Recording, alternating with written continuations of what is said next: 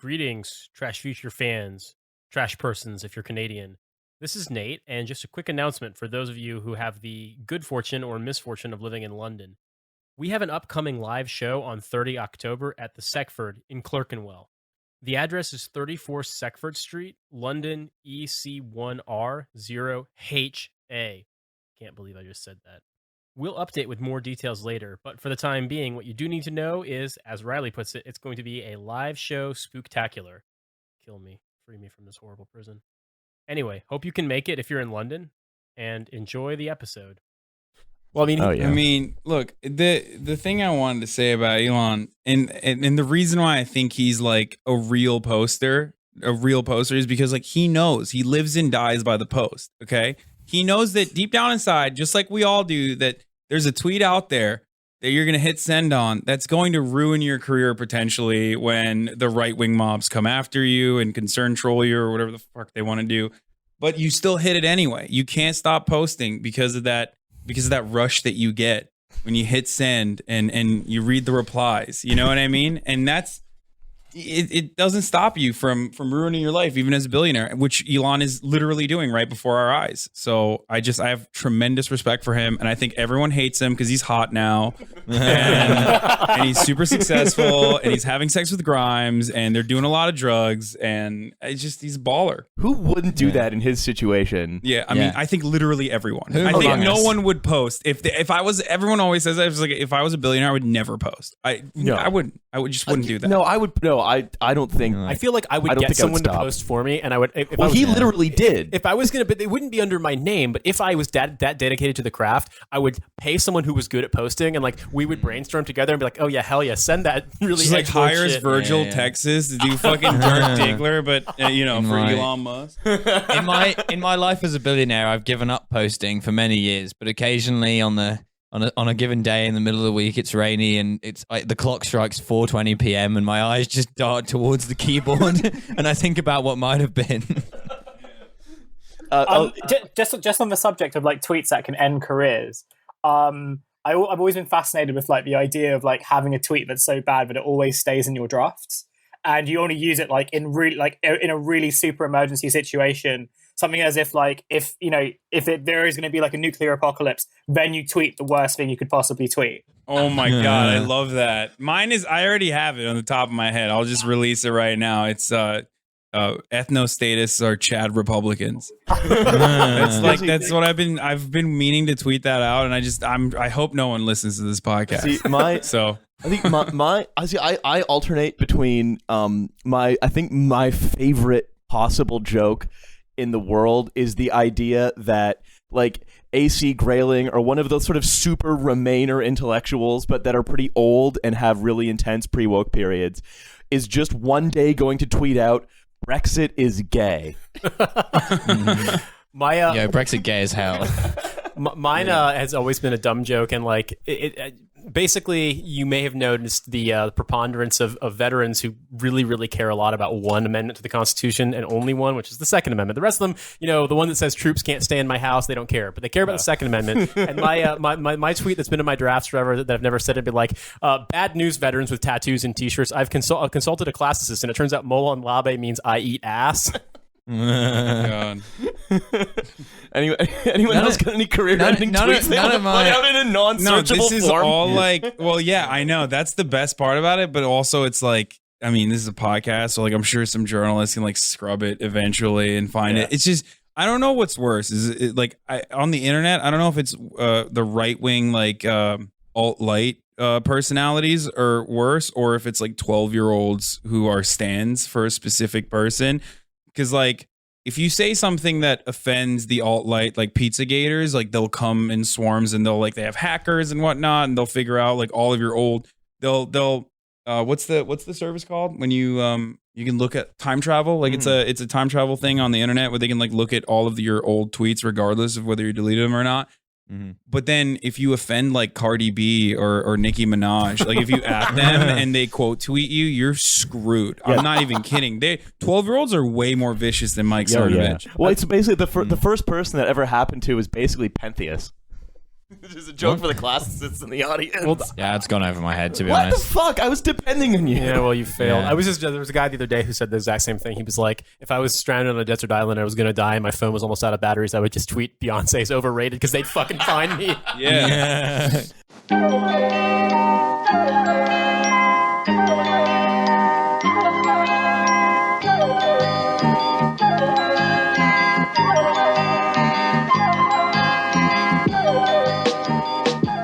Hello and welcome back once again to this yet another episode of Trashfuture, the podcast where I don't say the intro. By the way, I looked it up. SEC stands for Short Seller Enrichment Commission, which is totally like a boomer joke that they would make on like. Well, I mean, it was the thing we said on the other episode that they. Elon Musk and his fans are so emotionally hurt by the fact that anyone dares bet against his company in any way that the fact that people are allowed to short sell Tesla just offends them so deeply that they have to own those people. And because they're the good guys, like Harry Potter. Remember? And we are once again after that brief digression, we are joined by Hasan Piker, host of the Breakdown on the Young Turks and general posting impresario. I try. I mean, I got back into Twitter as a public figure, I guess, as a verified blue checkmark kind of person only last year. And it was the worst decision of my life, honestly. It was also simultaneously the best. I feel like now I'm always engaging with Maoists and shit. I don't know where they were ever before. They're all telling me that electoral politics is bullshit and that I'm a coward for even engaging in it. And I didn't even know that these people existed before I got on Twitter. But it's great. There's always rotting my brain. That's what I've learned. There's always going to be someone to your left who thinks you're a fascist. Yeah, 100%. I mean, as we know, woke veteran, I was just saying this happens to me on a constant basis. And speaking of, we are joined by our usual cast of woke veteran Nate. Yep, it's me, Nate. Milo. Hey, it's me. A lot of people on the tanky left are very upset still about some articles I wrote when I was a student, And which is a normal and fine thing for them to spend all of their time reading. and trapped in the bowl, trapped in Dartford, Hussein. Hi. Yes. No one has called me out on all my bad university writing. But I'm trying to remember the last time I really got into trouble because it was with a pop culture icon, and I have a feeling it was because of I had said something about Noah Centineo, the guy on that Netflix movie that everyone loves. And basically I tweeted that he sounded like every guy who was selling blockchain technology, and the only reason everyone was giving him a free pass was because he had really good hair. So my DMs were filled with all these stans who were basically telling me that I would never be as good as him. And they're right. I'll never get as I'll never get the boyish wavy hair, but you don't need to keep reminding me of that. Well, I was thinking, Hussein, also your fun brush with fame when you insulted Michelle Wellebeck and all of Gamergate decided that you were racist against Asians. Oh yeah, so yeah. I won't dwell too much on this, but Michelle Wellebeck got married to an Asian woman 20 years younger than him, and he went to his wedding wearing a bowler hat. So I basically said that he was living every Gamergate dude's fantasy, and they all got really mad at me because they said that they would never wear a bowler hat ever in any circumstance. And I kept Focus saying on what matters, Gamergaters. because that's the gamer's uniform. The weird overlap between gamers and Oxbridge College porters. So we have we have a bunch of stuff we're going to talk about today that I'm going to go into at some point. You don't get to know yet. You will soon. And then at some point, Hussein is going to magically transform into Trevor Strunk, Hegelbon on Twitter, host of No Cartridge, who's going to talk through his new article on Fortnite. But first, the correct term is digivolve. digivolve into Hegelbon.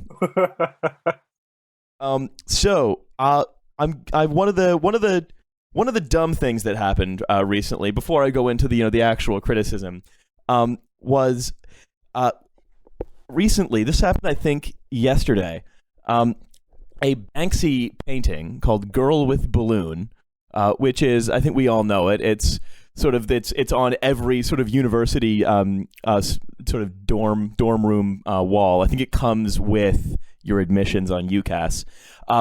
Was purchased at Sotheby's. It's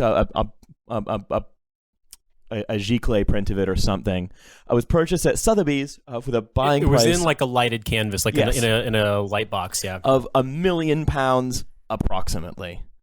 So, this is a normal price to pay for a Banksy art. Yeah, I like the idea that the price was only approximate. Like the guy bought it doesn't know exactly how much it was. I know. I just didn't want to say $1.3 but it's basically £1 million.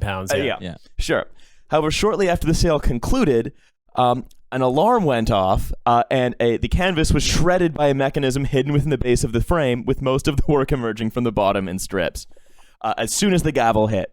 This then occurred. Banksy tendies. Yeah, it's and the response from the senior director at Sotheby's, Alex Brankzik, from the senior director at Sotheby's was, "We've just been Banksy'd." Oh, Curb Your Enthusiasm music plays, eh? I feel like it used to be cooler than this. Like, I mean, I don't know. I like, this is a cool meme kind of thing that he did. Like, it's great. And Banksy obviously has like a lot of, he's been on the right side of a lot of issues for the most part. But like, I don't know. The most annoying way. Well, yeah. I feel like this confirms the rumors that he's actually Robert Del Naja from Massive Attack, because this is the kind of thing that a 45-year-old dad would do. And it's like, it starts to line up perfectly. It's like... This is the whole, like, this is like the last time we really did We Live in Society was when we were talking with Felix about how more people apply to Love Island than Oxbridge, and that's a pointless statistic. This is We Live in Society, the art. Exactly. Yeah. You paid for a thing and now it's been shredded, but does it still have value? Wow, it really makes you think. Technically, it's probably doubled in value since then, because now it has like an exponential component to it, and like it's just, I don't know. You're actually right. Because Sotheby's followed up, where a work suffers damage while in the care of an auction house, it would not normally expect the buyer to honor any purchase and would probably cancel the sale. However, there was speculation after the Banksy sale as to whether the shredded painting would have risen in value, given its status as one of the greatest pranks to ever have been played on the art market. You can sell it to Elon Musk for $2 million now. That's what's going to Oh, yeah. So is Banksy like going to join the Team 10 house now, or... Pranked. That's the thing. He's either the guy from Massive Attack or he's Jake Paul. Yeah, probably. I mean, that makes sense. No, well, they lost Nick Crompton, who is famous for the words "England is my city." Yeah. And I love him, and so maybe they'll have the new British guy be Banksy, because he's British, right? Yeah, you have to have a British guy. Yeah, we know he's connected to Bristol, and that's and that he is one of either a Team 10 guy or the guy from Massive Attack. Maybe he is Nick Crompton, and that's why Nick Crompton disappeared to go back to his life of pretentious pranks. Yeah, the Team 10's pranks weren't rarefied enough for Nick Crompton. It was like, yet another Ferrari in the pool, Jake. They come home and Nick Crompton has just fed that 5-year-old child through a wood chipper, and he's like, pranked. Well, it's just like this whole thing is like, everyone's like, yeah, Banksy is anti-capitalist, anti-imperialist art, and I think it sort of goes to show that like any kind of sort of purely symbolic gesture at this kind of thing, where it's like, oh yes, it's basically just ad busters on a canvas. It's just like, it's like, oh damn, these two police are kissing. Oh, they're gay together. Damn, makes you think, wow. huh? Really owned the cops there, didn't you? Well, it's how the other thing is like when he went to Jerusalem, it was like, I'm gonna paint the wall and make it into something beautiful. Really makes you think. It's like, well, there's still a fucking wall there, and it's still like, armed guards are manning the towers. What if you paint a door on it Wile E. Coyote style? Yeah. Getting Israeli soldiers just run into it. You paint a small Palestinian child with a rock at the end of like a really long tunnel on the wall. Like 12 hours later, Bari Weiss has written an op-ed about terror doors. Yet again, Palestinian activists are using paint to distract and wound brave IDF soldiers. Oh Yet again. God. Activists are using 8-ton anvils and dropping them on people's heads, causing stars to emerge in circles around them. They're somehow doing it with kites. Right, but it's the whole thing, right? Is like, it's like, sometimes I think like Banksy is right about a lot of stuff, like, but like kind of dumb at the same time. I mean, yeah, I think the bar is set super low. I feel like you mentioned that already, kind of, where it's like anyone who even like performatively points the finger at the problem is all of a sudden elevated to a wokeness status beyond comprehension. I think Jim Carrey does that a lot too, or his artwork is always like Kaepernick wearing a jersey, and it's like, look, I mean, but then he also does like the Yemen the Yemeni children like being bombed with the U.S. With the U.S. military and whatnot. So I don't know. I feel like I don't expect like artists to actually go out and save Palestinian children. Mm. And because Banksy is like so secretive, I feel like we don't know what he does with all the money that he makes off of pest control, because he is technically probably the wealthiest artist to have ever lived while he was alive. Yeah. Maybe like barring, I guess, was it Picasso? No, not Picasso. Picasso was poor, but maybe Manet.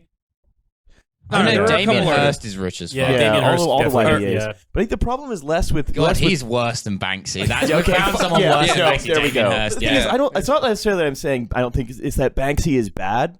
It's that everything he does is so easy to... Or everything he does publicly is so easy to co-opt.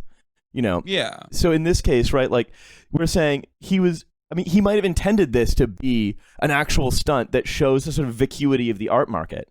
But because it's a stunt and the art market loves to be shown its own vacuity, it's simply increased in value. It's basically like an object lesson in the Thomas Frank essay, Commodify Your Dissent.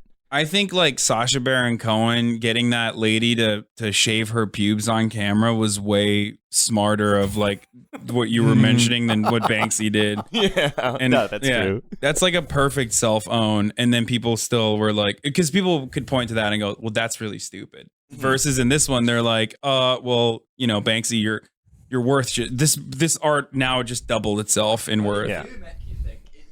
Yeah.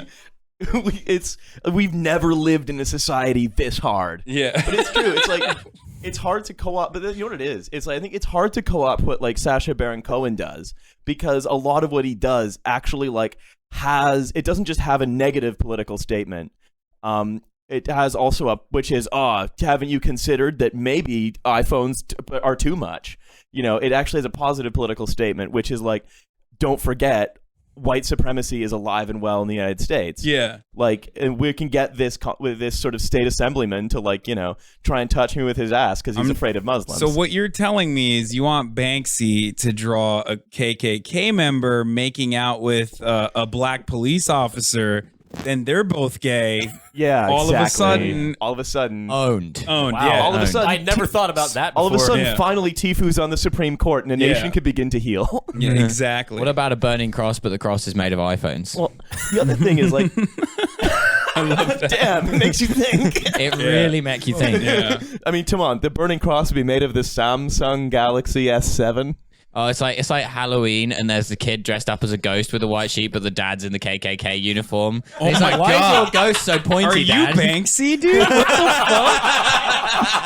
I'm just, this entire time, I'm really thinking now. It made me literally think. You got me, guys. You got me. Like, that's the thing. Until I saw Banksy, I was actually like in a sort of sleepwalking state where I wasn't actually having any volitional thoughts. And then I saw his piece of art about two police officers jacking each other off on Buckingham Palace, and I was like, holy shit, I've been shocked out of my complacency. But also I guess it's time to rise up and agitate for something. I mean, I would just say that Banksy's work can be looked at and you can be like, you can see it and think of it as novel, or you can look at it and think of it as political, but it doesn't really make you uncomfortable unless you're really wedded to whatever particular thing is being mentioned. And even then, like, the most political stuff that he's done is either like, unless you're offended by that no cops can be gay, or unless like you really have a stake in defending Israel's reputation abroad, it's not really going to offend. Whereas Sacha Baron Cohen's work, like, I have a hard time getting through all of it because it makes me so uncomfortable watching people own themselves so badly, and it's always political. Like, the thing is, like, it's always rubbing in the face how fucking weird primarily Americans are, but also British people to some extent. And also how like weird people randomly get offended about Sacha Baron Cohen stuff when it's not even about them. Like, I remember how angry the country of Kazakhstan still is about the film Borat, and it's not a film about Kazakhstan, it's a film about fucking America, and the whole point is that like no Americans have any idea what Kazakhstan is like, and that's how it elicits the insanity of Americans. But the Kazakhs are like, no one here has a dildo for a hand. This is false news. We do have superior potassium, but that is where the similarities end. Well, it's like, you guys ever see that? But like, the thing about this sale, right, is you ever see that movie, The Other Guys? Yeah. Like, you know how like there's that repeating trope where Mark Wahlberg's character keeps on being like, I'm a peacock. Yeah. You gotta let me fly. But he's Mark Cernovich. But he goes crazy in the art gallery, but everyone just keeps applauding him. Because they're like, oh, it's so raw and real. He's like, no, I'm trying to say I'm fucking mad, and they're like, oh, this is a perfect performance of anger. Yeah, it's like Frank in Always Sunny in Philadelphia, that episode when he's the art buyer, and it's like an AC unit. He's like, oh, this is, he does this is a society bit, basically. We live in a society. It's like the thing about the art market that I think a lot of people forget is like they just decide what it's all worth, right? Like. And this is just a gigantic global grift where a group of people are like collectively coming together to say, actually, it's shredded, and that says more about our society, so it's worth more. Also, the art market is painting. Knowing this from previous work in the corporate world, the art market is also a money laundering vehicle for a lot of insane rich people with no taste whatsoever. Yeah, because you can just pay for you can pay. Like fucking take a shit in a can, which an artist actually did. Marcel Duchamp sold artist shit. The original Banksy. Then you, kind of. Then you can get it appraised at $1 million pounds. Then you can donate it to a museum, and then you can take £1 million tax write off. It's literally something people do all the time. Yeah. What was that? Oh shit. Yeah, I know. I went to what is it called? It's Art Basel in Miami. Mm-hmm. It was like, it was simultaneously one of the best experiences because I was just like high and drunk the entire time with like a bunch of celebrities, and it was great and it was a lot of fun, but also the worst because every single person there is literally the worst people on the planet. Like all of those billionaires get together in various parts of the world called Basel, and they essentially buy the overpriced art. But the thing I was going to say about that experience, the worst person on the planet is Alec Monopoly. Are you guys familiar with who this person is? No, is that the guy, the Monopoly guy? No. The monocle in the car. So Alec Monopoly like makes Banksy look like Banksy's an absolute genius, like best fucking street art person on the planet because he, first of all, he always wears like a bandana to mask his face. He is the wealthy fail son of, I think, the Forever 21 dynasty, I guess. Like he he just decided. Where did like, that come in Chinese history? The Forever 21 dynasty. But he decided he's just going to be a street artist, so that he bought the rights to the Monopoly guy, and he just like kind of stencils the Monopoly guy everywhere. And he works with BMW. I think he worked with Audemars, like all of the expensive high end like brands, luxury brands, all work with this guy, and all he does is just like stencil the Monopoly man and like different art, different paint splatters on top of like G-Wagons and shit. Is that a criticism of like consumerism or something? No. It's the opposite. It's like for wealthy sheiks who have absolutely zero taste to be like, this is good. I am a Park Place kind of guy. Yeah. I do not know much about this man, but he drives everywhere in a metal shoe, which makes me trust him. Yeah, it's so terrible. I mean, I urge everyone to go look. He's my hate follow of the year of all time. Maybe is Alec Monopoly. You heard it here, folks. Follow Alec Monopoly. It's great. But I think like the fundamental point, I think, before we sort of carry on is like that I think that all of this stuff is like, whether it's Alec Monopoly just doing the Monopoly man over and over again, ooh, that's interesting and new, or whether it's Banksy being like, have you considered maybe your phone might be using you?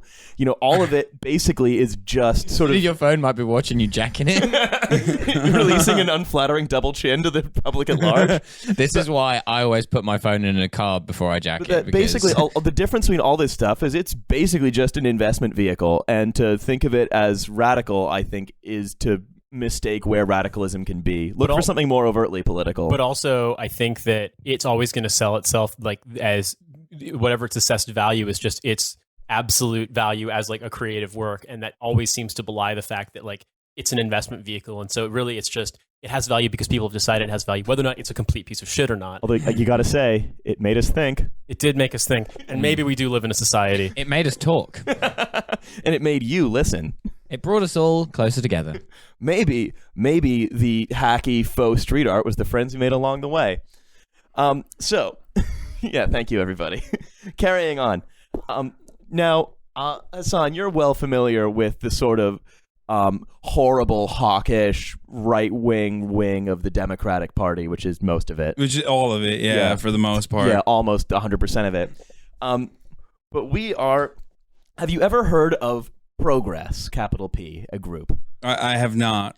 This is excellent. This is a treat. I think of this as a treat.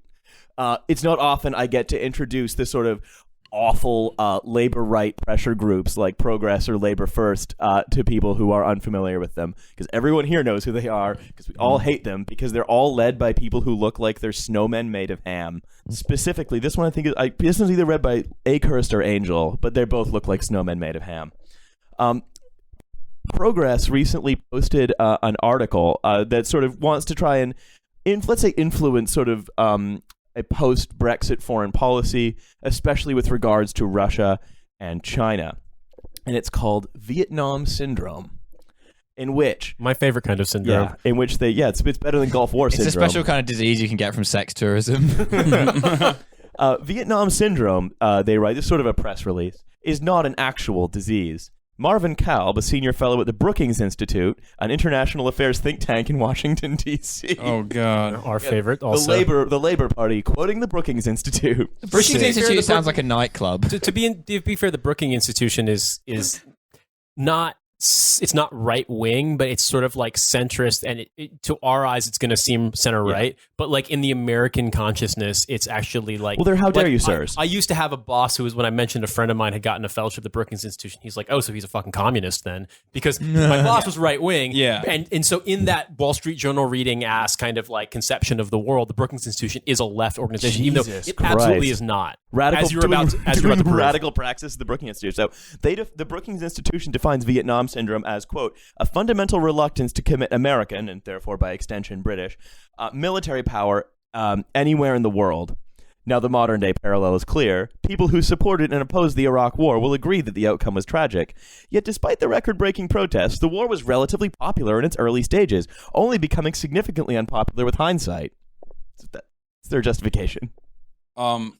Oh, God. So because hindsight is always wrong, as we know. Whereas what you think at the time is always right. It's like the witch trials. But also, I mean, like what it doesn't take into consideration is like if opinion polls were supporting the war at the time, then that also has something to do with the fact that there was a lot of false fucking information about why people wanted to have a war in Iraq. Yeah. Like there was absolutely just a sheer Saddam Hussein was going to do the rock. So Saddam Hussein literally did 9/11 and was going to do the rock elsewhere in the world if we didn't stop him. He had mobile weapons labs that had, special chemical munitions that could only be StarCraft. Yeah, exactly. There was some stuff flying around that Saddam Hussein had shot Tupac, and it got a bit out of hand. I mean, but basically there was like a massive disinformation campaign, and so it's like, if your average person, especially American, was like pro the Iraq War, it's like, well, yeah, because they were literally being told day in and day out that fucking Saddam did 9/11, like that was coming from Bush. Like, I mean, I'm not saying like verbatim, but it was so heavily implied that not only were they involved, but that they were going to try to do more unless the U.S. stopped them. So like, would they do it? Because that's like St. Louis is always like, oh shit, they're going to do a 9/11 to our arch. Exactly. Nothing is going to own America harder than an arch that has nobody in it, just getting blown up. But it's a really theatrical thing. But like, just for context for you, Hasan, these are some of the two groups that are most like coordinatedly opposing Jeremy Corbyn and the Labour Party. It's like Jeremy Corbyn or these guys. So it's like near Tandon, but So it's the near Tandon of the UK. Very cool. Yeah. They definitely need that. Like if you have genuine left wing populism that is like proven to work against the international white nationalist resurgence that you're seeing everywhere. You always have to have a right-wing element within that faction to like kind of muddy the waters and fight tooth and nail to ensure that we go back to the neoliberal hellhole that brought us to this problem in the first place. On the track to where we are now. Yeah, because otherwise, like if we don't do that, then like Day of the Dead style, Margaret Thatcher's fist is just gonna punch through the topsoil, like Lennon on the Simpsons episode when he comes back to life. I don't know if you guys. There's a Simpson reference to be had, and Riley's gonna get it. Well, no, I was gonna say more like what we need is the other thing of that happened in the Simpsons when Lennon comes back to life. Oh yeah, yeah. No. But when the clock strikes 1982, Thatcher comes back to life. But basically, it says that that this was the Iraq War has given us Vietnam Syndrome again, and this will surprise you not at all what the article references next. that the slide towards isolationism, which is, as Jeremy Corbyn sort of promotes, can have, or they say it is isolationism, can have dangerous consequences. The post-war liberal world order is currently in the balance, which people love, by the way. With Russia and China on the rise, the United States in retreat, and the fracturing of our European alliance, our collective inaction when Vladimir Putin made the decision to annex Crimea has only emboldened him to act further. Learning the mistakes from Vietnam and Iraq is important, and do everybody try to clamp down on the steam that's going to come out of your ears in a moment. But knowing when to stand up to bullies is also important. Oh no! So if we learn nothing else from Harry Potter, bad. So Russia is it's all about the haters, man. It's all about taking down the haters. Bullies regardless like of what the situation you're in. Vietnamese. Yeah, exactly. Vietnamese rice farmers, they were the bullies. Yeah. It wasn't us. It wasn't fucking John McCain or like the U.S. Armed Forces that came in and just like dropped napalm on these villages and killed a bunch of people. It was us. Nope. It was. when they were torturing John McCain, they were just like giving him swirlies. I was kept in a locker for 5 years, deprived of lunch money.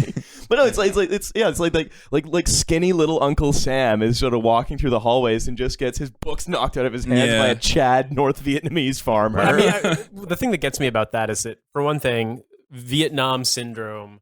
People talked about how the U.S. was going to be shy on the international stage somehow because we weren't able to force the Vietnamese, who famously kicked the fucking Chinese and the Japanese and the French out. We weren't able to also win. Like we've since gone on to try our hand at other unwinnable wars and lose them in other countries.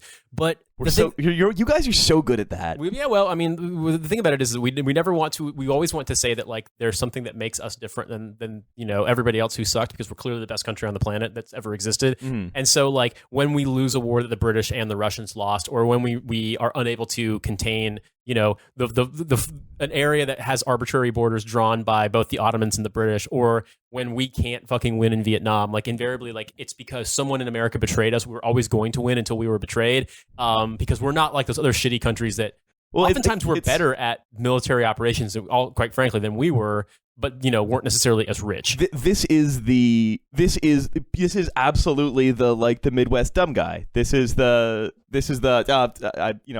I couldn't fight because of any number of reasons. I wasn't pissed. It's the classic, like, dude, if they weren't holding me back, dude, you would have fucking Dude, you're so lucky we got scared. Yeah, exactly. But also, the idea that we were going to stand up to Vladimir Putin, it's like, Russia has nuclear weapons. So, any kind of confrontation that you're going to get yourself into, like... No, that's why we have ours, so we can trade them and end all life on Earth because of principle. I guess the one thing I want to say about the Vietnam syndrome, is that, like, for all the talk of Vietnam syndrome, like, we invaded Grenada in 1983. We invaded Panama in 1989. We then fought in the Gulf War, and like supposedly then Gulf War syndrome was over. But like Vietnam syndrome was over. But like I guess the thing that kills me about it is that no talk about shyness on the international stage has ever stopped the United States from invading countries. When has the United States ever been shy about conducting devastating imperialism all around the world? Like, what is it? Were we shy when we were? Wait, were we standing up to bullies when we were just unleashing hell upon? In the form of I guess fighting communism worldwide. Was that communism was the bully? Like, or Iran, even when you think about it. How dare they be a regional power? Basically, from the year 1975 to 1982, our books got dumped, and we were so sad about it that we decided to go get hench in the gym. That's why we invaded an island in the Caribbean that had literally barely any military. Dude, actually, that island was a nuclear-armed superpower. You just didn't know about it. Basically, the way that we were able every Grenadian is special forces, and no one knows the way that we regained our confidence was to whoop the shit out of somebody weaker than us. Just like, see, we actually can win wars, and it's like, but not against rice farmers. Well, that's the other thing, right? Like, note how they call it a syndrome, as though the natural state of the U.S. is to be imperialist, and therefore by extension the UK, because their whole point is Jeremy Corbyn's unwillingness to use Trident and unwillingness to invade Russia for no reason is going to be the end of us. What do they think is going to happen? Like, I don't that's the other thing I don't understand. Like, all right, so we're like arming in the U.S. We're arming Nazis in the Ukraine, right? Like, that's our standard protocol, as we do with other violent militant groups that we decide are like somehow going to be favorable to us down the line or whatever. We just like kind of throw them away after a while, and then they turn out to be terror cells, and not then we have to again? fight them again. But like, what's the plan? always Like, happens to us.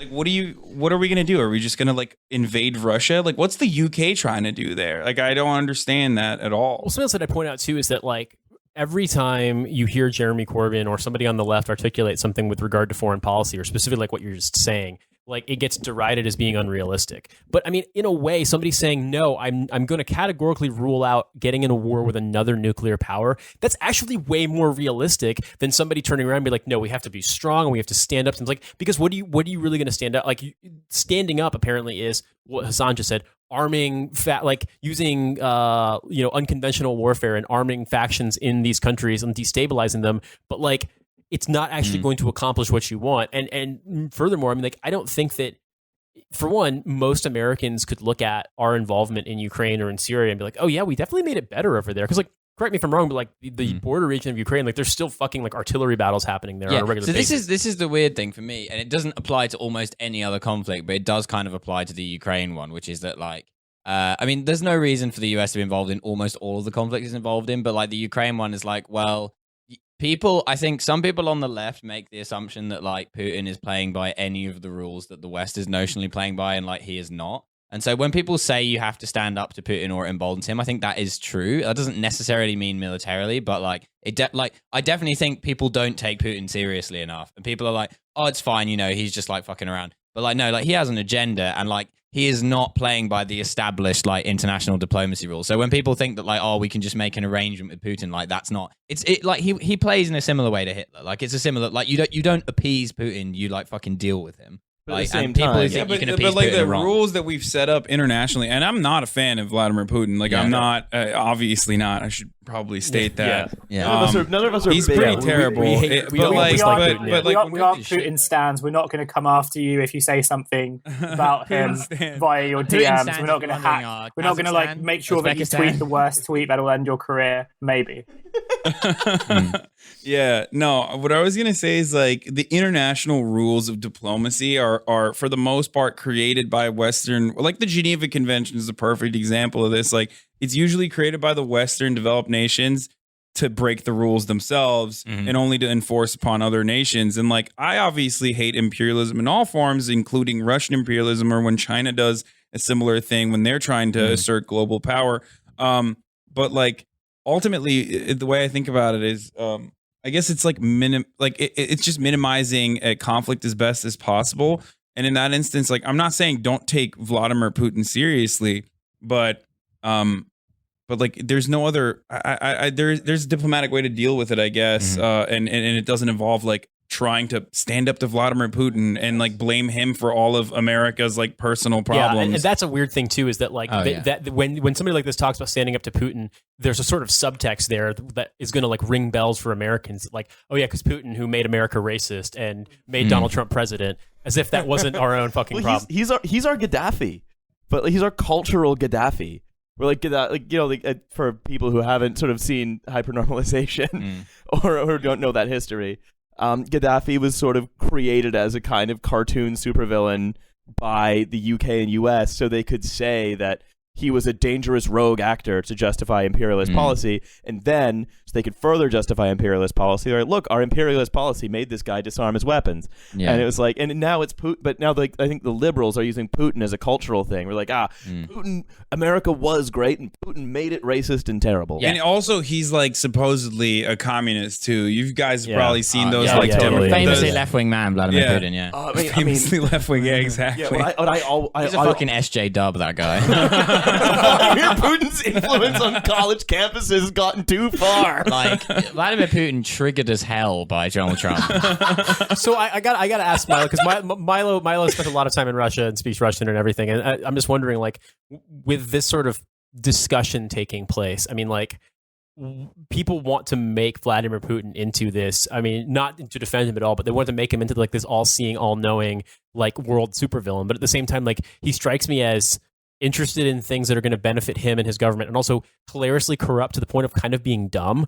And that's why I'm wondering, like, what your take is, because like, so, if you ask the centrist libs and the center right libs, like, invariably it's going to point towards we have to stand up to him militarily. But like, Who needs Viagra? I have so many thoughts about Vladimir Putin that it's difficult to articulate them all. The first thing I'll say is that I think the main problem with like global opposition to Vladimir Putin is that it's being articulated by people who are fucking dumbasses. And like, if the left could co-opt opposition to Vladimir Putin, that would be fucking great and big dicked as hell. Because actually, like, I don't think you can say like, we will never militarily stand up to Vladimir Putin under any circumstances, because Vladimir Putin literally uses the military to like attack. Like, there may come a point when that is necessary genuinely, rather than being necessary to like deflect attention from like American internal politics or whatever. And so I think ruling that out is like kind of dumb, because it just hands Putin like more power both internally and externally. But another prism through which you have to understand Vladimir Putin is that like he's interested more in internal politics than he is in international politics, which means that he does a lot of international politics, but it's all about how it plays in Russia.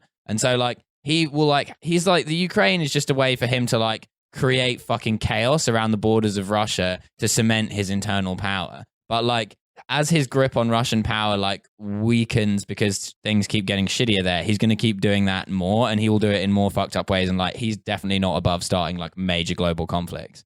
And people who like are not taking notice of that are like oblivious and probably not aware of what happened in Chechnya in the late 90s, early 2000s. Oh, fuck it. I mean, Russia is a country where pretty much everyone knows like their security services blew up 4 apartment blocks full of Russian citizens to blame it on the Chechens. I mean, those guys are not fucking around. Say what you will about America, but like those guys are on a new level. Yeah, no, I mean, my point is like I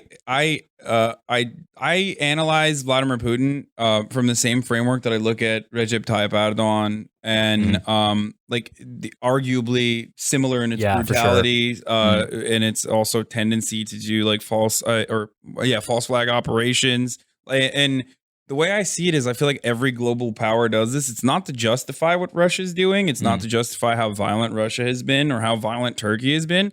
But I feel like when Western involvement, when the West decides to also involve themselves in conflict that isn't in that region, I feel like, I don't know, maybe I'm just more of an isolationist, but like whenever they try to do that, especially when it comes to Vladimir Putin, when his economic interests lie in like building pipelines or controlling some form of like trying to sell natural gas to Europe, essentially, and maybe I'm doing a really terrible job of describing it, and there's like much more. There's a lot more that Vladimir Putin wants, maybe as far as like building Russia as a global power. But I feel like it's more so about like, in order to ensure that the region is not as chaotic as it is right now, in order to like ever bring about some sort of peace in the Middle East. I feel like we have to look at Russia as not just like a dangerous military state, but as a global power that has an economic interest in the region and potentially deal with them in that regard. Yeah, I think the problem is basically that you're not dealing with like a country that has I think that like Putin's interests are like not aligned with Russia's interests, and that's kind of where a lot of the problems come in, because like the worse things get economically in Russia, the better that is for Putin, because the more he can like spin the story of like we're being fucked over, because it doesn't affect him personally. One of the problems is seeing Russia as basically just one monolithic thing, and there's just Putin. Right, like there are different levels you can engage with the society on, and the fact that I think the fact that the West sees Russia through the prism exclusively of militarism is one that will simply lead to imperial conflicts in the future. Yeah. And further, I think just pulling it back to what Progress is saying, the fact that they're saying trying to avoid military conflict or voicing opposition to military conflict or finding alternatives is a syndrome rather than what should be normal is, I think, very telling that these people are unwilling to think critically about Russia beyond it's a boogeyman that needs to be stopped. And moreover, my wife won't fuck me, so please can we do a charge of the Light Brigade? Well, I mean, I would also say too that two things. First of all, that like, I mean, one of the things that I appreciated about Jeremy Corbyn is that he's articulated examples of things where he thought that like a coalition style military operation would be something that would have been a good thing, like to talking about genocide in East Timor, for example, or genocide in Rwanda, or places where like a peacekeeping coalition might have stopped what was happening. He's not opposed to that. He's gone on the record saying, I'm not an absolute pacifist. I just categorically reject the idea that our first option should be military deployments. And I appreciate that because, I mean, I feel like once you're there, having been there, having done this myself, having been in the military and it's been deployed to Afghanistan, like if you aren't set up in a way where it's very clearly articulated what you're supposed to be doing and not doing, then it winds up drifting into you being a belligerent in a region where you have no stake. That's why I'm always laughing when people are like, oh, we can't just like tell the Taliban when we're going to leave Afghanistan because then they'll just wait us out. I'm like, yes, they're going to wait you out in their fucking home where they live, where you're not from. It's insane. But I mean, another thing that I want to articulate is that the centrist, the kind of like the frightened liberal consensus view of the world involving Russia seems to completely disregard there's such a thing as Russian domestic politics, that the Russian state exists. Putin only exists as a troll to fuck with the West, and it completely ignores what Milo pointed out, that like a lot of this is done for domestic Russian consumption. Yeah. No, exactly. And I completely agree with what Hasan said earlier about how like there's a huge problem with like, okay, if we agree that like there needs to be some policing done in the world, quote unquote, like who's doing it, who is fit to do it, and I don't think like the US in its current form has at all clean hands or I completely agree with everything you said. I just think that like also something needs to be done about this problem. I don't know what it is. It's just definitely not this, and like and it's fine to have like Russia as like a substantial regional power, just not when it's being run by like fucking kleptocrats. Like if you have like a reasonably run Russian state, like the US should be more than happy to share power with it. Like, and that's not. There was literally a point at which, for all of the talk of like the NATO tension being created, like the NATO buildup and with Eastern European countries joining NATO, there was a period at which I want to say in like the early 2000s when Russia was actually doing joint military exercises with the US military in Europe. Like there was a point at which it was feasible. There might have been a sort of like, I mean, not to say that like the neoliberal consensus was a good thing, but like it was trending that direction before it went the opposite direction. And so it's like if you had a situation where Russia was not a complete fucking madhouse, then you might see exactly what you've just described. Understanding that Russia's a regional power is going to have influence in a region in Central Asia, in Eastern Europe, but not looking at them as like the evil empire, but then also like not necessarily seeing them as like our the next war we're preparing for. And I just feel like these people who talk about the next war we're preparing for are so divorced from the reality of like what warfare is, and B, like what a war with Russia would look like, that like they think they're being reasonable and sensible, and they don't realize they're being absolutely insane.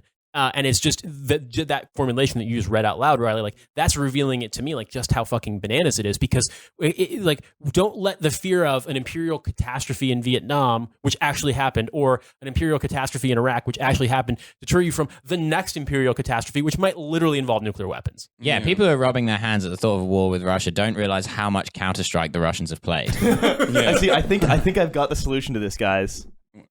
Okay. Trump and Putin kissing, and hear me out, it's graffiti. Whoa! Yeah, boys! Putin is in we fucking solved it. They're so gay, dude. Gay people hate war, dude. Yeah, we've solved it with art that makes you think. Wow, here you go, sir. Here's $60,000. I'm commissioning this for the New York Times. Like, the only problem is that if you try to make that into artwork and you sell it, as soon as the gavel hits, it turns you gay. No, as soon as you sell it, Banksy detonates a claymore mine and completely destroys it, and we're back at square one. The idea of feeding Putin and Trump through a shredder kind of gets my dick hard, to be honest. You've been doing a lot of talk about feeding shit through shredders today. It's thematically important for it's from the Banksy thing. Hang on, you haven't been yet. You will in the future.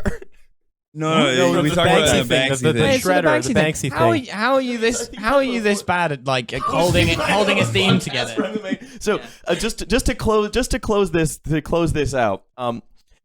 section out, Luke Akehurst, who is sort of the big hand snowman in charge of this particular group, responded to a criticism that basically is kind of what we were saying, which is this is basically war crime apologism dressed up in the pseudo-intellectual language of imperialist geopolitics. We don't want blank checks for a war machine. His response, and this is why you know these people are smart and good at government, is this is just a bot generating random lefty buzzwords. War crimes, blah, blah. Imperialism, blah, blah. Neoliberalism, blah, blah. Oh. None of these things mean anything. Yes, because none of that has ever happened. There's never been any war crimes. They don't exist. When are they going to have him on Pod Save America? Oh, God. Probably just... I bet they're going to do a UK tour, and they're gonna have, like, Chris Leslie on or whatever, and be like, this brave MP is standing up to Trump and responsible economics, where we're not spending the damn deficit and turning into Venezuela. I want to know what Nigel Bigger thinks about all this. Excuse me, I don't know what a Vietnam is. Could you explain to me? So I guess I just look at it that this to me is indicative of the kind of reputation washing that people want to do, because what is the centrist liberal in Britain? What is their biggest problem? Is that Tony Blair is completely tainted because of Iraq. So if you can rehabilitate Iraq, you can rehabilitate Tony Blair, and you can rehabilitate that kind of politics. Which apparently everyone's just dying for, because everyone out there's like, God, I hate this Jeremy Corbyn telling me about things that are going to make my life better. Go back to some shit that literally is so abstracted I can't understand it. I was going to say Abu Ghraib was a gymnastics camp. the one thing you can take from this is that, unlike in America, where this represents the only realistic political tendency to the left of fascism, this has a constituency of like 5 people and they all work for progress. Yeah, no, it's awesome that like that people actually held Tony Blair accountable or were like very upset at him even, which is a low standard to set, but we don't even have that in America. And we still pass omnibus military. Yeah, I mean, we still pass like these insane military discretionary spending bills with complete literally the only Democrat that votes against this is Bernie Sanders. Yeah. I just got a brain twinge, which is that at one point Hillary Clinton is going to get up and say, Congress needs to pass this military spending bill like my honored colleague George Bush passed a piece of candy to Michelle Obama. Oh, Jesus Christ. Oh, God, I'm so sorry. It's just like, it's, oh, my God. Hillary Clinton. Melania is just throwing such shade. You know? I want to move on. I want to move on to the last topic before Hussein transforms into Trevor. Which is a little like a cocoon. I'm in a cocoon at the moment. Just sleeping away, waiting until I transform into a gamer. So this is some sort of good news, which is that after successful pressure led by Bernie Sanders, who, if you ask the near attendants of the world, never did anything, he just complains. Amazon has raised the minimum wage for all of its hourly staff to $15 US, which we can all agree, I think, is basically a good thing in an extremely limited way with many caveats. Yes. Yeah. So Hasan, you're more plugged into US politics. You've been following this? I have been. Well, I also have friends that work for Amazon as well. They work and we constantly argue back and forth about the working, like the conditions of the workers in Amazon facilities. And this is a testament more to like how unaware the cogs in the machine are, as far as like knowing what class you're a part of in America. Like class consciousness does not exist. We talk about this. I'm sure you guys have talked about it on this podcast as well, but like it exists in Britain, but it's purely cultural. Yeah, but in the United States, like everyone is a temporarily embarrassed millionaire and all that stuff. So like we were having this conversation, and I didn't know what he did. I'm not going to name my friend. I don't want him to lose his job. But we were having this conversation about like Amazon facilities and the working conditions of the workers, and he's like, no, it's totally fine. And only after they report back to me, like, and they tell me that they love the jobs and they love that they get productivity bonuses and whatnot. And only after like we had this back and forth conversation did he realize that he was essentially in a managerial position, even though he technically wasn't a manager. Like his entire job is essentially the whip that cracks the back of the Amazon workers. Did he realize that they're probably not like being very open and honest with him? And that to me, like that, and he's like a lefty kind of guy, not like super lefty, but to me that was really interesting, or at least telling that like people are completely unaware of where they stand when they work in these gigantic corporations. But ultimately, yeah, people think that the Amazon thing is good, but like you said, there are a lot of caveats, including the productivity bonuses that they're phasing out. I was going to say the company announced Tuesday that it will raise the minimum wage to $15 an hour. But, as you were saying, tucked away in that announcement was the fact that Amazon will phase out its bonus and stock award programs for its hourly workers, right? And I think what this goes to show, fundamentally, is that the problem isn't low pay. Low pay is a symptom of the bigger problem, which is that a garden gnome gets to decide what, like, hundreds of thousands of people's pay is going to be, right? Like, you can have as many raises as you want. Jeff Bezos is ultimately going to be asking the question, what is going to make it so I make as much money next year as I did this year? Also, I think a point too is that Amazon's incredible anti-union bias is such that like it's one thing if a union delivers this to its membership and that's the concession they're able to grant. It's another thing when all of this is done by fiat at the at the behest of the billionaire who runs the company. And so like the first and thing, then we're thanking him we're thanking him sake. Yeah, like exactly. Hillary Clinton and every single person is like, oh my god, thank you, Jeff Bezos. This is proof there's good billionaires. Exactly. Yeah. And that was one of the things that I think you could contrast Bernie Sanders with Jeremy Corbyn. Was that Corbyn's response was like, I actually have this. And so this is a tale of 3 tweets actually. Okay. So this is Jolyon Mom, who is QC, again, probably the dumbest person who's had the most education. He is, I guess, if I was to draw an American equivalent, it would be like, who is the American equivalent? He is a very well-educated sort of centrist concern troll, more or less. That's a tough one. I mean, I would say it'd probably just be like David Brooks or something. Yeah, right? I was just thinking David Brooks. Yeah. He's like 2 inches to the left of David Brooks. Okay. And he's got radicalized by Brexit. Like all these idiots did. So he said, there is a significant difference of tone here between Sanders and Corbyn.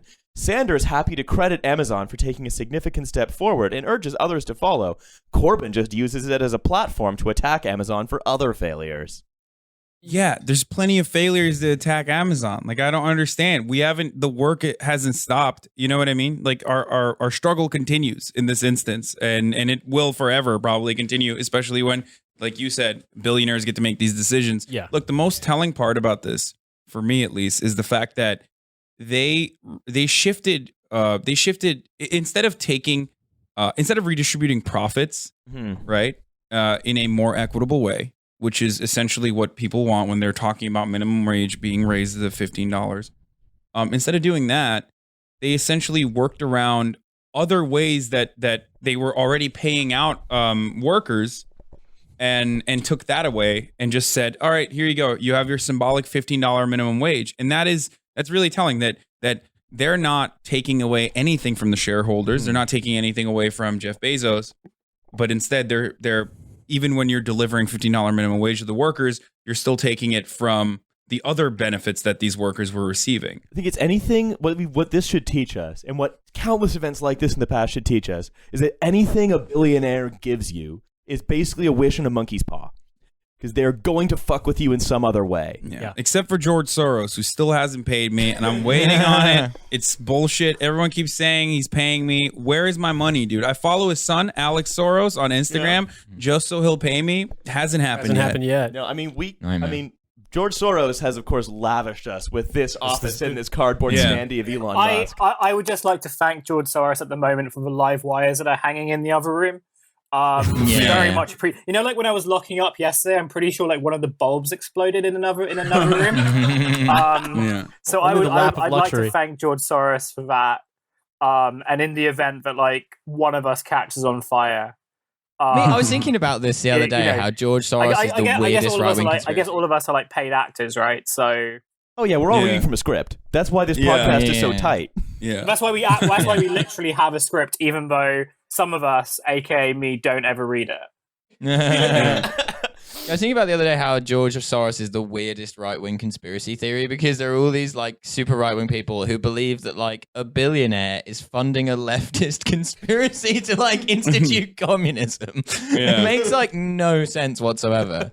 I think it's like open society. They do actually promote a lot of like left-wing or left-adjacent candidates and like causes. I think that George Soros, and I haven't really looked too much into this except for like creepily stalk his son Alex Soros with hopes that he'll DM me one day and I'll be like, dude, just give me like 10. Just give me 10 million. Like, it's fine. We won't talk about it. I'll go to any protests you want. Yeah, I'll go to all the I go anyway for fucking free, dude. Like, give me 10 million anyway. Just make me freshly dipped in Supreme. Yeah, exactly. But it's interesting because like I believe he wrote something, like George Soros wrote like an article back in the day, like a very long time ago, about how like the existence of billionaires is actually like the reason why this system, our economic system, is broken or something. I don't know, but to my knowledge, like he is kind of a left-wing guy, and he does definitely fund like left-wing causes. I mean, and like for example, he financed Gillum in Florida alongside Our Revolution. and that was interesting. They gave him like a last second, and Tom Steyer, which was really weird. Tom Steyer, the billionaire fucking California hedge fund guy who was like, we're going to say no to Donald Trump if you give me your name and information. So when I run for president, eventually, he runs like the pro-impeachment thing. Yeah. Well, you know what it is? That's the thing. Like, in order to thank George Soros for being such a good billionaire, I'm very excited to make him a millionaire. Yeah, no, I totally agree with that. But it's really, I mean, it's all projection. Obviously, we know this because like, whenever Republicans are like, oh my God, you have a shadowy billionaire financing these protests. Unlike us, the Republicans. Unlike us, the Republicans, who definitely don't do that. I mean, I can't wait till Wyatt Koch is the shadowy billionaire because he's just going to be wearing his fat guy shirts, like sliding over a bunch of money that he just ate. Another billionaire, wealthy billionaire son I follow. No, that's what it's going to be. He's going to try to pay. He's going to try to like pay off like whoever, like when they nominate, I don't know, fucking like a literal vampire. When they nominate, like, you know, Jeff Bezos to the Supreme Court, for example, they Wyatt Koch's going to try to pay off someone in chocolate coins. It's going to be great. Well, I mean, I love that man yesterday. would never let go of his chocolate coins. Don't be ridiculous. Wow, you guys are body shaming, dude. No, I'm just kidding. We do love his incredibly well designed fashion apparel that's good for the boardroom and the discoteca. I love transitioning seamlessly. That's the thing. I feel like everyone stopped talking about Wyatt Koch, the funniest thing that's ever happened. No, I still go back and watch that video every now and then. He's like a minor character from one of those 90s James Bond movies who like helps James Bond out. And for like some like minor CIA guy who's like fat and wearing a Hawaiian shirt, and he calls him Jim. He's like, Wyatt Koch the Russians are just over that hill over there. Now, before we, I feel that like Wyatt Koch will end up becoming like the kingpin in the next inevitable Spider-Man reboot. Hawaiian kingpin. So I think before we pin. Never mind. We can end the episode there. No, but before we transition to gaming, I wanted to just sort of point out that like people listening to this, thinking about the Amazon minimum wage fight and how the ownership is structured, might be thinking this is good generally, but it doesn't affect me. And the problem is it doesn't affect you now, but it might at some point in the future, because Amazon has all these programs to get into what it sees as every single industry in the world and take it over. I was doing a little more. You'll never take our podcast, Amazon.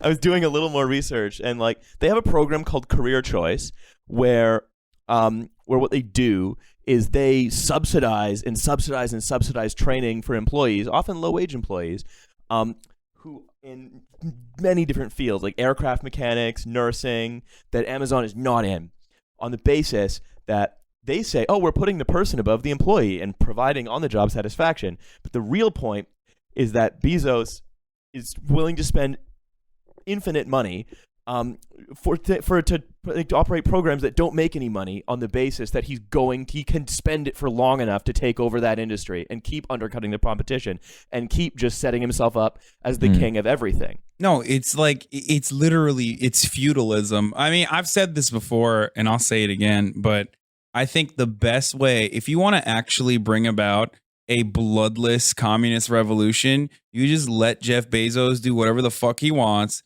and inevitably nationalize Amazon. So then all of a sudden, taking over every industry around the planet globally, allow Jeff Bezos to be the multinational like corporation that is the singular monopoly for every industry, and then you kill Jeff Bezos.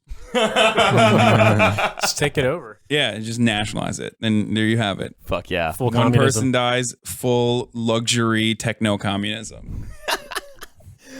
I think that's actually a good place to transition into that other murder simulator. Okay, I don't, and that was a joke. I obviously love Jeff Bezos. I have a Twitch, so please don't. I love billionaires whenever they're all like nerdy, fucking weird guys that definitely never saw the sunlight, and then they become billionaires and they get all the special bells and whistles. They're all Jack now. All the billionaires are Jack. What the fuck happened? What did they know that we don't know? Like I thought when you're a billionaire, like you're working a billion times harder than everyone else. So when like Wyatt Koch becomes a billionaire, right? Is he going to become Jack? I mean, he is. Like, see, like Wyatt Koch is just bulking up right now. When he goes into his cut space, he's going to be huge.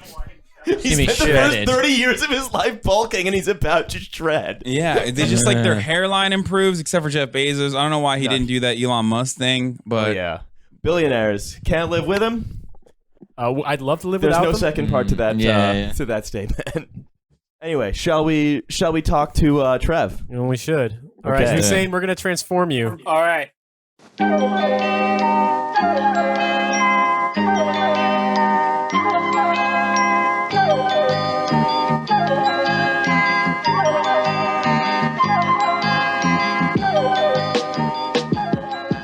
And so it appears that a couple things have happened from here. Number one, Hussein is magically transformed into Trevor Strunk at Hegelbon, host of No Cartridge. Yeah, it's cool to be here in England. I know. Those flights just keep getting cheaper and cheaper. And way faster. Yeah, I know.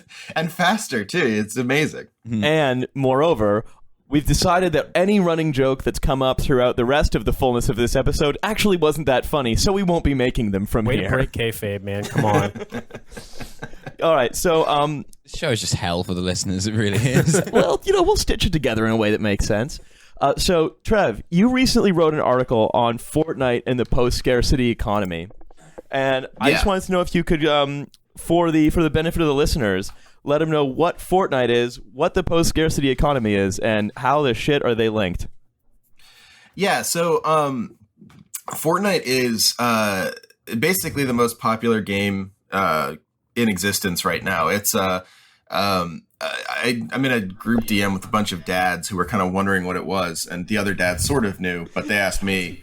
And I described it as a game where you're dropped on an island with 99 other people, and you have to murder them all. And someone said it also has fun dances, which is basically you do a fun little dance after you eliminate one of the other people on the island scrabbling for survival. Like most battle royale games, it sort of limits the map as you go along. So there's a massive storm on the outside. You have to find all your gear. And there's also a building element, so you can build forts or big platforms, and the best players in the game will build and shoot at the same time. So, watching it has become just as popular as playing it. I almost said almost, but it probably might even be more popular than playing it. Because when you get people who are a high enough skill level, watching them build and shoot at the same time, it's pretty amazing. Hasan, are you build and shoot at the same time? I want to say that I do, but I had to quit after a while and then only take it up later because I did a quick switch between a PC and a PlayStation. But it's very difficult. Every 12-year-old is magically better than me. I hate it. I hate it so much. I can't stop playing it. But yeah, I want to say that I can build and shoot. Yes. Yeah, I mean it's the whole thing's kind of like Logan's Run, isn't it? Except the thing in your arm goes off at the age of 15. It's sort of like the older you get, the more impossible it is to kind of and it's funny because it's like Logan's Run in a way that other esports are not, where you talk about something like Dota or something like that, right? Where as you get older, your fingers can't actually go the right speed anymore. But in Fortnite, it really is I think an older person's brain, and I count myself in this as well. An older person's brain can't hold the two thoughts at the same time. Can't be I'm building a tower and I'm shooting and I'm doing that at the same time. It's like playing the piano with both hands. It's just at a certain point, you're never going to pick it up. Yeah, and one of the things that you sort of talked about in the article was this idea that Fortnite is this sort of violent murder simulator where you occasionally do a floss dance that also is extremely popular among people in the age of 12, and that our reaction to its violence, comparing to Jack Thompson of the late 1990s, where he said that the Columbine shooters trained on this or that game, has actually been relatively muted.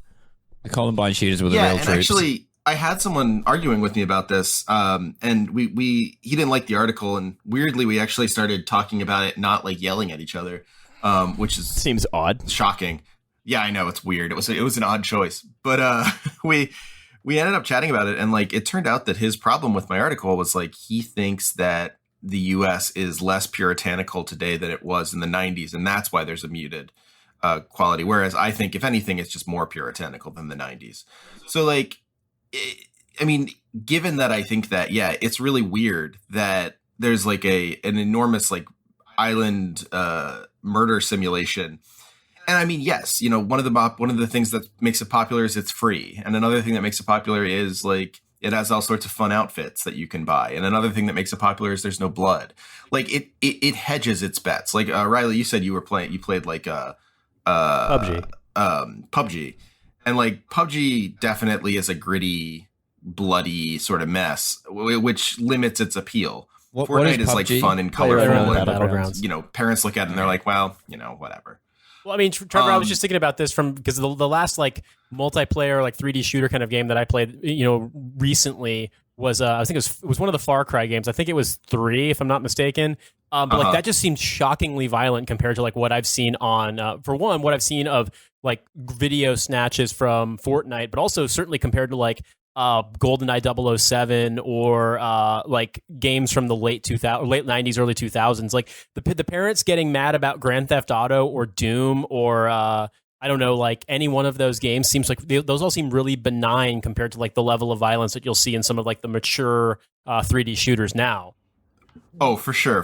And I mean that makes it kind of like that makes right? Fortnite sort of unique as well, because like it doesn't have that as much. Like it has the mechanic of like, oh, you're shot and you're down, but you're not dead yet, and you need to crawl around to your teammates, and that's grim. But I think it's not as violent. But that's not like when you kill civilians in Far Cry, it's just like hideous and frightening. You know what I mean? Yeah, but one of the things I think that this goes into is like a lot of this violence sort of serves to mask what you talk about as the logic of scarcity, right? Where it's all very cartoonish, but there is this real tendency that that undergirds it. Mm-hmm. Yeah. So like, I feel like one of the things in the article that I didn't do was kind of give enough of a frame for this, where like a lot of the way I'm understanding Fortnite comes from my understanding of like literary and artistic aesthetics. And like Georg Lukács has a great line about this where he's talking about Tolstoy, and he says like he really loves like Balzac and de Balzac and people like that who, and if you've never read a Balzac novel, it's basically like class realism par excellence. Like he just writes about like what poor people do. But Tolstoy for Lukács is even better because he says it represents the totality of the world without actually like aiming to do so. So his example is this conversation between a lawyer and a judge's wife. And this lawyer has been trying to get his client some sort of like justice the entire book. And finally, he talks to the judge's wife, and the judge's wife goes, "Oh yeah, I'll talk to my husband about it. It's no problem." And Lukács says, at that point, you get to see all of society laid out, bare, and it's very interesting. And I think like he's right. That is what good art does. But even bad art, or like what you'd call, I guess, Fortnite would be sort of like accessible art or something like that. If it's art at all, it does that, right? Like to me, the fact that something is so popular and the basic premise is you are on an island, there are limited resources, you have to compete with other people to get the resources. And not just that, but if you don't compete correctly, then they're going to kill you and you're going to die. So you better kill them first and build better and build faster. It truly is like, contemporary capitalism simulator. Like you better get good at this. And if you're not good at it, you're going to fall behind very quickly. And the penalty for that is that you die and have to leave the game. I think as a London resident, I'll identify with it more when they release a new version where you have to rent and shoot at the same time. So you say that the logic of scarcity asserts there's a finite number of things in the world that we all need to survive and thrive, and basically only the strong can have them, and that we've basically internalized this. It's always ninja or freaking 12-year-old. That's what that is. Does that mean that like only streamers are gonna survive in this like devastated late stage capitalist hellhole that we live in? It's just it's a Tifuocracy. It's just gonna be Ninja's gonna be the poet king or the poet dictator of all these 12-year-olds. I think we need Tifu on the Supreme Court is what we need. He's never said anything problematic. I mean, obviously, look, their opinions, like they're all like secretly closeted social conservatives. A lot of those gamers are. So like ultimately, it's not going to be that much different than the current makeup of our administration, at least in the U.S. Yeah, that's true. I want a Good Supreme point. Court that's just in favor of heated gaming moments. Finally, they will have the reactionary right wing will have exactly what they wanted, which is make it totally legal to say the N-word. As a matter of fact, you'll get promoted if you say it one The time. more times you say it, the higher you are. That's the thing. They call you into your boss calls you into his office, and you have to say it. If you don't say it fast enough, you don't get promoted. It's like they're gonna Hey son, how do you think I became a 4-star N-word general? By not saying the N-word? They're gonna release a new version. They're gonna release a new version of Fortnite where it's like instead of unlockable skins, you have unlockable slurs. But no, I mean, like one of the things that's true about the logic of scarcity, though, is that like it's not. There are realities in it, like for sure. Things are less and more scarce in the world, but it's not like, the idea that, oh, we have 10 million people, so 5 million of them have to die. Malthus said so. Like, that's just bunk. It's not true. It's based on sort of like racist and old fashioned, that's the nicest way of saying it, ideas about the world. And so like, this idea that Malthusian economics has such sway that we kind of look at something like Fortnite and say like, oh yeah, sure, that makes sense. Like if you drop 100 people on an island, they have to kill each other or else they can't live. That's weird. Like, but it's so naturalized, right? Like it's so naturalized and so easy for us to say like, yeah, okay, that's right. Yeah, but you go on to say that Fortnite isn't literally about scarcity, but it couldn't have reached its popularity in a world where all this stuff didn't seem obvious. Yeah, and I guess like when I say popularity, I don't mean that like the game is played because of that. Like it's not like people are playing it just because there's like scarcity and people care about that. Yeah, but people are playing it because they, when I say it can't reach its popularity, I mean like it can't reach a sort of like cultural saturation point, right? Where like the idea that it's everywhere and accessible and like people just kind of are able to adapt to it super quickly. It became popular because it's a fun game and it's well made, but it didn't become like culturally ubiquitous because of that. The reason it's culturally ubiquitous is because it reflects our society back onto us. Well, like it's just very natural. Well, I think that's that. Then to sort of to close it out, this kind of reminds me of what Hideo Kojima said about what he wants to do with Death Stranding, which is every single game he's ever made has been about sort of sticks, about people hitting each other and separating off from one another. And Death Stranding is supposed to be about the ropes that tie them together. I don't know what the fuck he means. I think he might be being like he might have gotten auteur brain. Is it about bondage? Like like some auteurs get like just their brains just sort of degenerate because they've been told they're geniuses one too many times. Well, let's. I mean, I don't know. Death Stranding does look cool though. Yeah, oh, yeah. I believe in Kojima. I don't think he can ever do anything wrong. So I think it'll be great. Otacon just calling Solid Snake a dirty toilet boy and peeing on his face. Good lord. God, this is genius. I mean that unironically, just for the record. All right. Well, I gotta run, you guys. Yeah. And thanks for having me. No Have worries. me back on Pleasure. when Death Stranding comes out. Beautiful. Hey, oh my goodness, it's the stroke of midnight. Trev is turning back into Hussein. Man, it's amazing how that happens. All right. Thanks, man. Thanks, Trev. Cheers, All right. bud. Yeah, no problem. Thanks, guys. Okay. And thank you very much to Trev. Hagelbon on Twitter. Listen to his podcast, No Cartridge. It's very, very good. Anyways, we've been in this chilly, damp basement for long enough. Should probably close the door at some point. Yeah. Warm it back up. So I'm going to say, Hussein, Milo, Nate, thank you guys all for coming again. And Hassan, thanks so much for making your way to the Caliphate. Yeah, thank you so much, guys. We're bringing about Sharia law in here. What is it? What did you call it? Londonistan? Yeah, the Caliphate of Tower Hamlets. Yeah. Oh, yeah. Very excited. The usual stuff at the end. We have a Patreon. This is the free episode. We have other episodes you can get for $5 a month, which is an idea we came up with, actually. Yeah, no other podcast that's left-leaning has ever thought about that. Never done that before. Yeah. So you can do that, and in fact, you should. Also, if you wanted to commodify your dissent with a T-shirt from a little comrade, don't forget, ED will print anything on that, almost. Yeah. And finally, don't forget, you can get our theme music is provided by Ginseng. Here We Go. You can find it on Spotify. It's a tune that absolutely slaps, and you should be listening to it 24/7. Anyways, Everybody, thank you very much for being here, for listening, and all that good shit. Let's go live our lives. Thanks, everyone. Cheers.